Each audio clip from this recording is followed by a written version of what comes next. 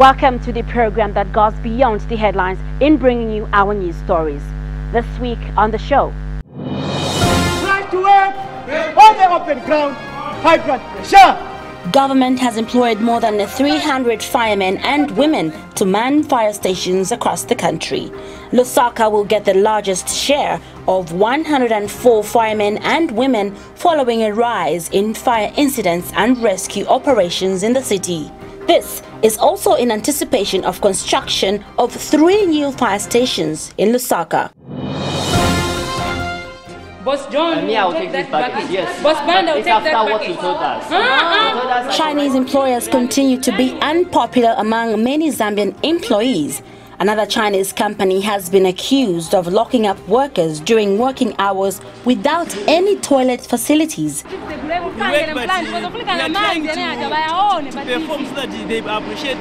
The workers, like many others working for Chinese, have lost confidence in the Labour Office as they accuse their employers to be corrupt. After 4 failed attempts by Zambians to give themselves legitimate supreme law of the land, has the time come for Zambia to have the much-cherished people-driven constitution?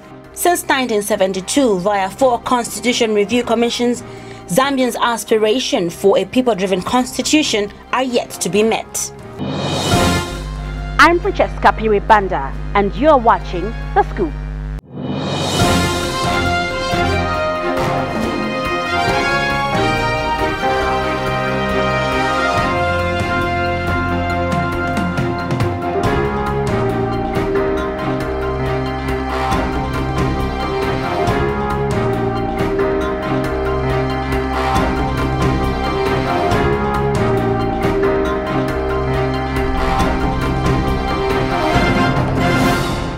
Firefighting is risky business, especially in an ill-equipped fire department. 18 years ago, Annie Mumba joined the profession. She looks back at the 18 long years in the service with both sad and happy memories. Anne executes her duties with a passion and can be rest assured as more women are joining the profession. Do not underestimate the effects of a fire, small or huge. If not well managed, the effects are devastating. Professions have emerged at various levels to contain fire as and when its effects overwhelm human beings.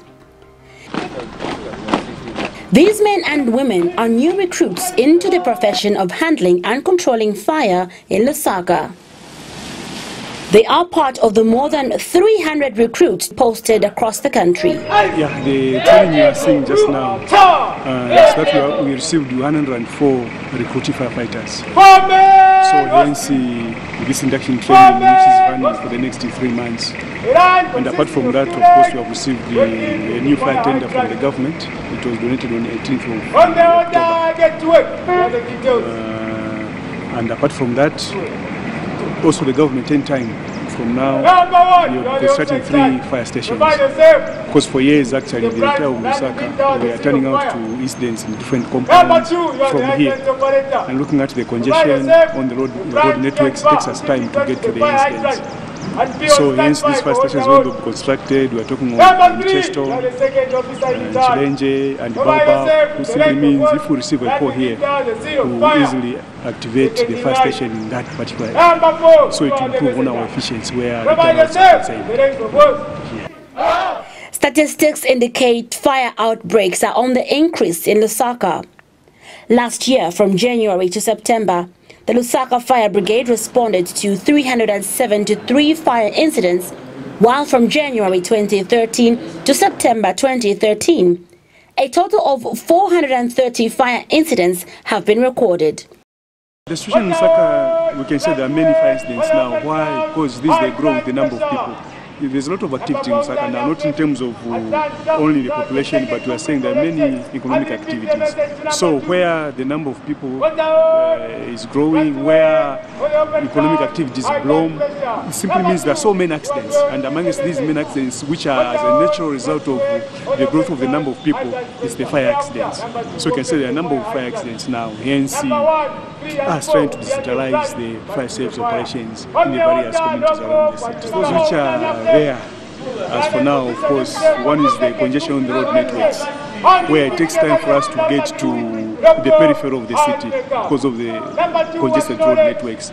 Not only that, we have a situation where even up to now, some people they still don't know the 993. But we have come to discover that it's to do with a denial feeling from the people themselves, where you feel my family won't be affected by a fire. You know, they just not pay. It's just a denial to say my house cannot be gutted by a fire. This is an attitude of the people themselves. So still have that challenge where people don't know the number. Then when finally they are affected, that's when they try to find out this number, and they call a wrong number. They are still calling 999, but the number here is 993. Apart from that, people start first of all removing the property. When the fire grows, that's when they call fire brigade. And apart from that, many times about 97% people who call us are the passerby, not the victims of fire. By the time we get there, they're even surprised to say, who told you that there's a fire here? In the special services of emergency nature, a total of 148 cases have been dealt with from January to September of 2013. One such special emergency service was the incident at Cabinet Office in which a man attempted to commit suicide on a mobile phone mast. Acting head of operations at the Lusaka Fire Brigade, who oversaw the rescue mission, recollects the events of that day. Despite all the hazards associated with being a fire officer, especially for an ill-equipped fire department, Anne Mumba has been part and parcel of successes and failures at the Lusaka Fire Brigade. 40-year-old Anne is the first woman who joined the fire department when she was only 22 years old, and is proud that she has clocked 18 years in service. For example, at Comesa Fire, when we arrived at the scene of incident, we saw to it that we were going to handle the situation, but within a few minutes, it's like people were calling each other to say Comesa Fire is on fire. Everybody was coming to the scene of incidents. It became a big challenge for us. We were trying to fight the fire. People were all over. We found that some were putting their trunks on the charged length of hose. There were confusions all over. In the event, we found that most of the goods were consumed in the inferno. We've managed to quench the fire at ShopRite. The first fire that broke out at ShopRite, I happened to be one of those who fought that fire. And it was not always her dream to be a firefighter, but what inspired her to take up what many would call a risky profession? It wasn't my dream as such. An advert was put up by Lusaka City Council to say they were employing firefighters. So I also submitted in my application form. Fortunate enough, I was accorded an opportunity. I attended interviews and I was accepted. Preparedness all the time for the unknown is a vital aspect of her daily duties. This entails ensuring fire equipment is inspected and staff in the right frame of mind. When I report for duties, a roll call is done to ascertain that all the men have reported for duty. Thereafter, the shift officer of the outgoing and the incoming, and those men who have reported that same day are supposed to go to the fire tender so that a visual check is done on the fire appliance. You make sure that you check to say all the appliances are on board. If there are any defects, those are taken to the brigade workshop for repairs. Her dedicated 18 years to service carry their own high and low points. As Anne counts her days to the day when she will retire, she also carries a huge lesson for the new recruits that it all lies in hard work and dedication to duty. Lusaka, more than ever before, requires an efficient and reliable fire response team in view of massive investment in all sectors. The burden lies in the hands of these men and women, and largely in the hands of government in ensuring the right and required fire equipment befitting a capital city is provided. Now, Zambia has seen quite a number of Chinese companies come under fire from employees due to alleged poor conditions of service. Dynasty Company along Great North Road has joined the list of Chinese-owned companies accused of ill-treating its workers. The workers say they feel like slaves in their own country as they work under very poor conditions and are locked inside the working premises without any proper sanitation.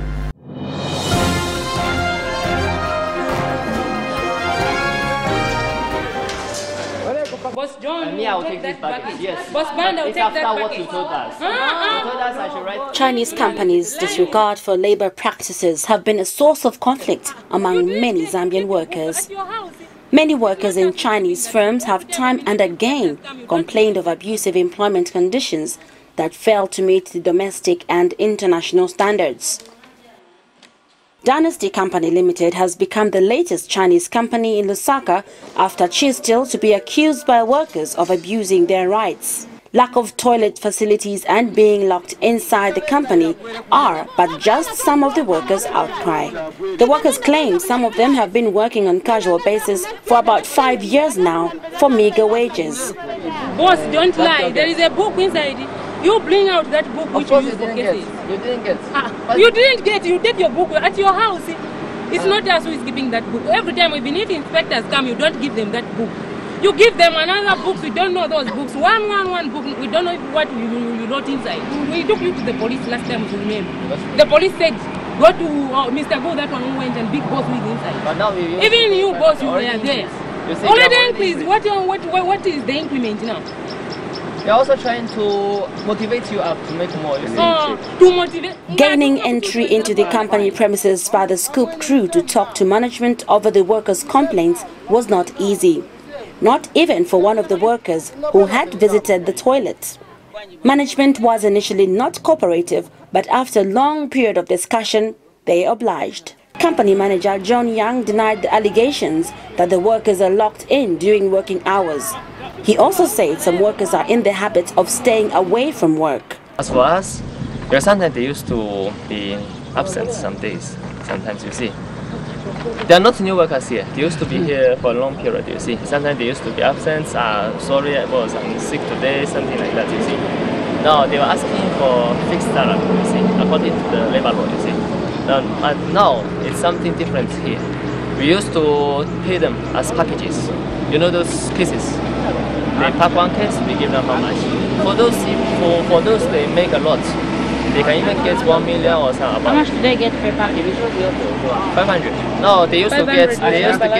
Yeah, 300. And asked how much he knows about Zambian labor laws, this was his reaction. What should be the minimum? You said you know the labor laws, so tell me the minimum. How much does the minimum person get? The lowest. Could you please tell me the minimum?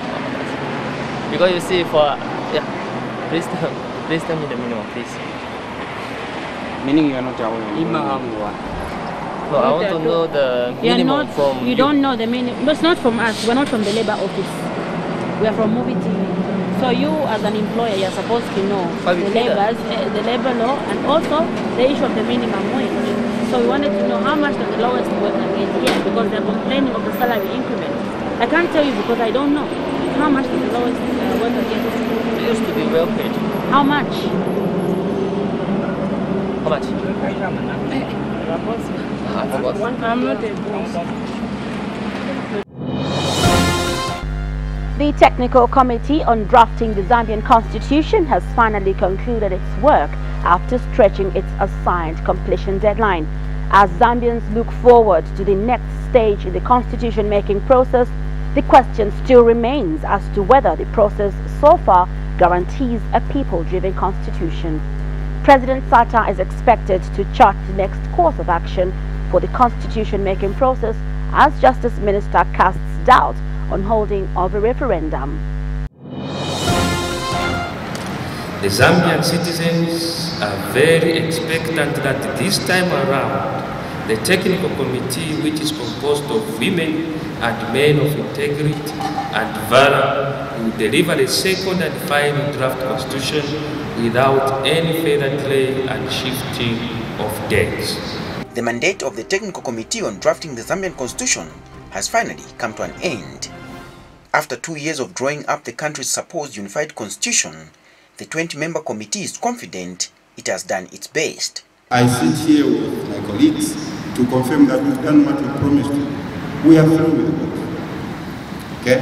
The constitution, the second draft constitution, is finished as far as the technical committee is concerned. And tomorrow, it is going for publishing, for printing.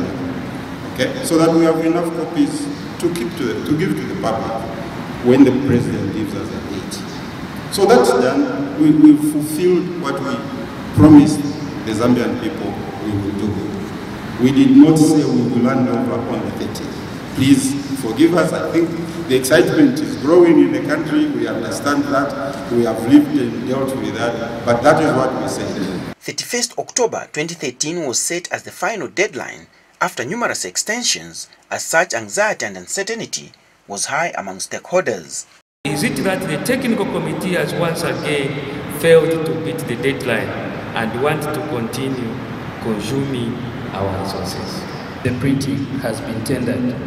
There should be a clause depicting how long it will take for the documents to be done. So do you have an idea of when they'll finish? So realistically speaking, is that the work has not been concluded, because in my little understanding and my little definition of finishing the work, it means that that constitutional was going to be around, the constitutional bill was going to be available, the report was also going to be available.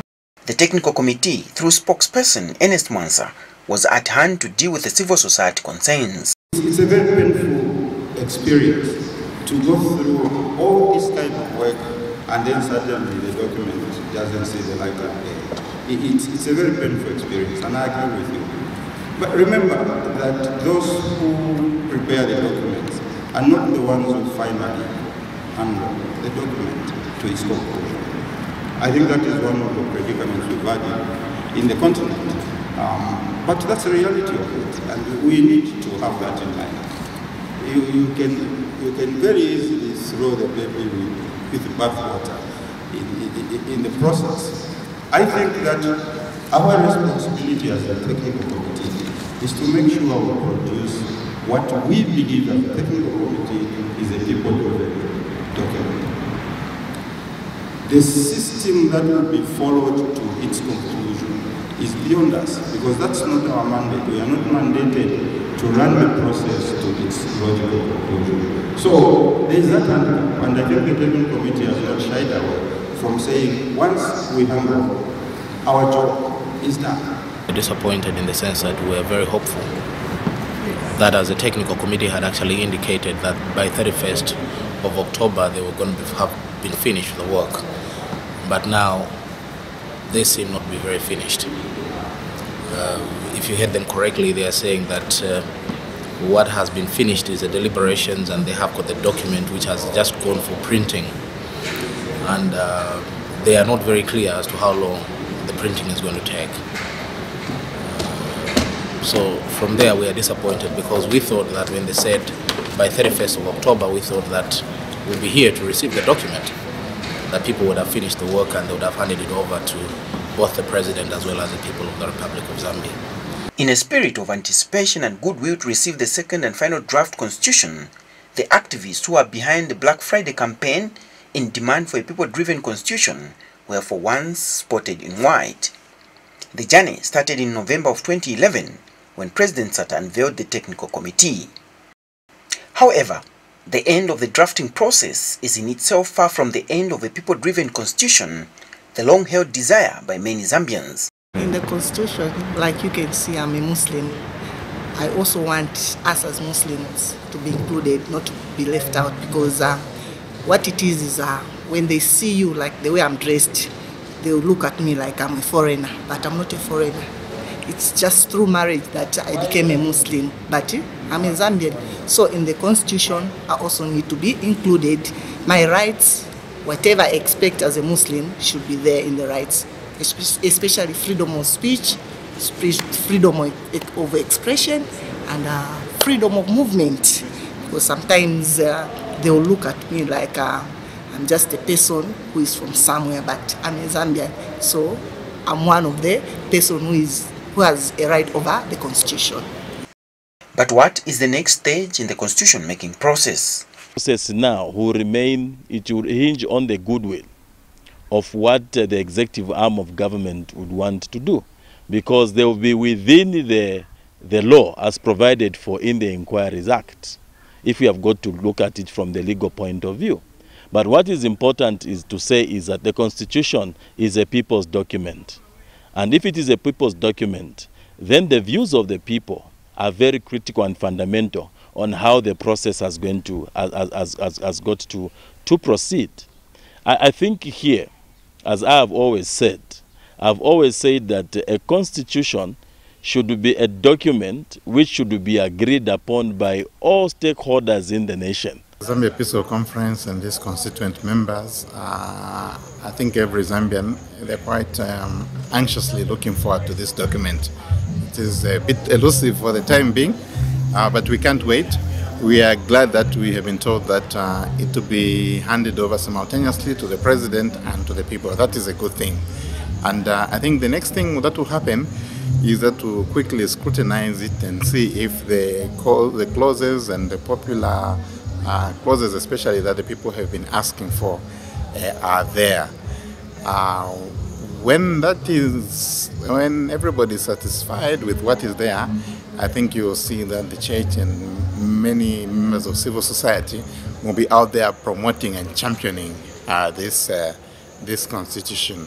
A constitution to stand the test of time has eluded Zambia, primarily on account of political stakeholders' failure to agree on numerous articles. The current process has not been different. Consensus has lacked on a number of articles, and government has casted doubt on the popular mode of adopting the constitution, a national referendum. The challenge which has been there all along while we have these failed processes is that there is one stakeholder, and usually it's the executive wing of government, which has overriding powers over the other stakeholders, like those in the opposition, the civil society and trade unions, because each of these stakeholders have got a stake on interest in what they would want to come out in the constitution. So in my view, I think amidst all what is actually happening, I think there is still need for the stakeholders and the Zambians in particular to actually engage, because if we are going to engage in the process of taking positions, I can assure you that this process might not see the light of the day. I think what is important,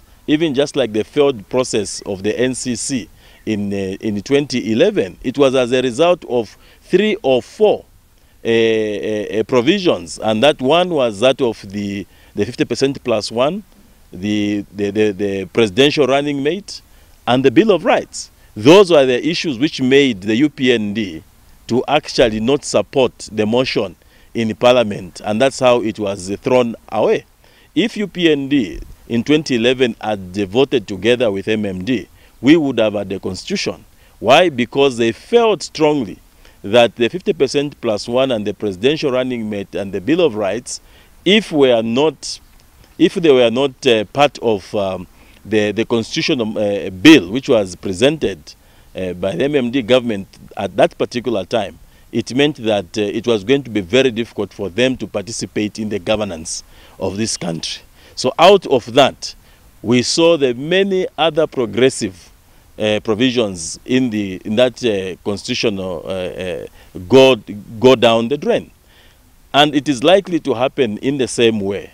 The Zambia Episcopal Conference, however, remains optimistic a popular mode of adoption will be used regardless of the cost. This constitution has eluded us for a long time. Really, we have seen other countries come from behind us in the region. Kenya and all these, they've come and they've done it and they've put it to bed. It is our time to do the right thing this time around. The issue of money, yes, it is an issue, but it's not really a big factor with such an important document. And we think that eventually we should be able to get the money somewhere. Because you see, it is important to do this process well so that it commands all the confidence of everybody. It's a mammoth task, this referendum thing, and no doubt about that. We don't underestimate the cost and the implications of it in order to get it passed. But I think it can be done. Many Zambians for once hope that this time around, the constitution-making process will come to a logical conclusion, which has been elusive in the past 41 years. Well, that's it. That's our program for today. But before we go, let's just remind you of the proverb of the week. And this week's proverb says, "He who is destined for power does not have to fight for it." The proverb again is, "He who is destined for power does not have to fight for it." You can send us your interpretation of that proverb on our Facebook page, Ask Movie, or alternatively, you can send us an SMS. All you have to do is type ASK, leave a space, type your message, and send it to 3322. You can also go to www.movietv.com and click on the Scoop to watch our episodes. Well, on behalf of the entire Scoop team, till we meet next week at the same time as we bring you more news in detail, this has been Francesca Piribanda. Thank you for the pleasure of your company. Have a lovely week.